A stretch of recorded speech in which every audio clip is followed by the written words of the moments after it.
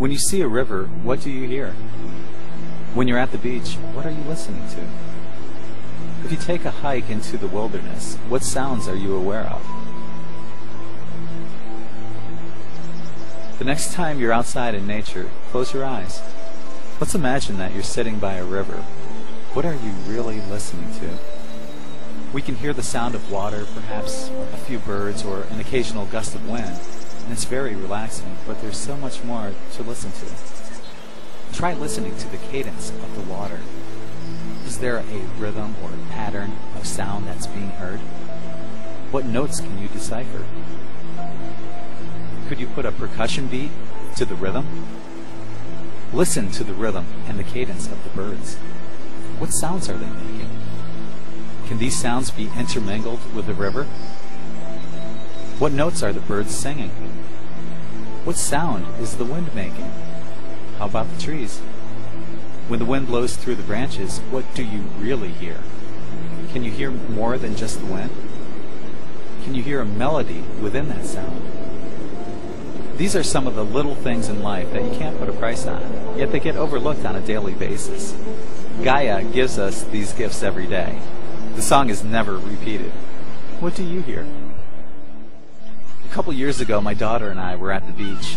There was a fence that was submerged underwater during high tide, but when the tide was really low, you could walk right up to the fence. On that particular day, the tide was really low, so we walked up to the fence. There were a lot of people taking walks on the beach that day.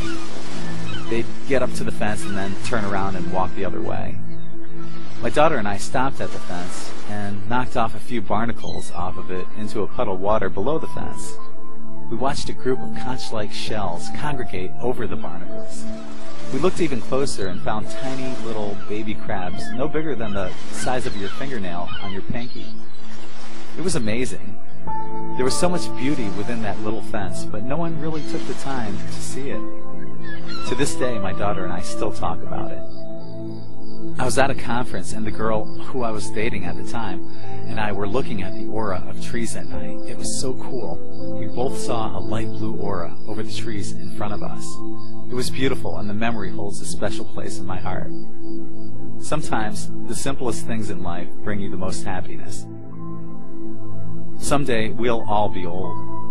How are you going to feel when you look back at your life and see that it was wasted in a stagnant, dead-end relationship, or wasted by watching TV and playing video games? Life is too short and too precious, my friends. If nothing else, remember these words. Your goal in life is not to be happy. It's to experience as much as you can. You'll also grow spiritually in leaps and bounds versus the person who vegetates in front of the television or the computer playing video games. That's only going to delay his or her spiritual growth. Try building something with your hands. Write a song or some poetry. Go outside and really listen to nature.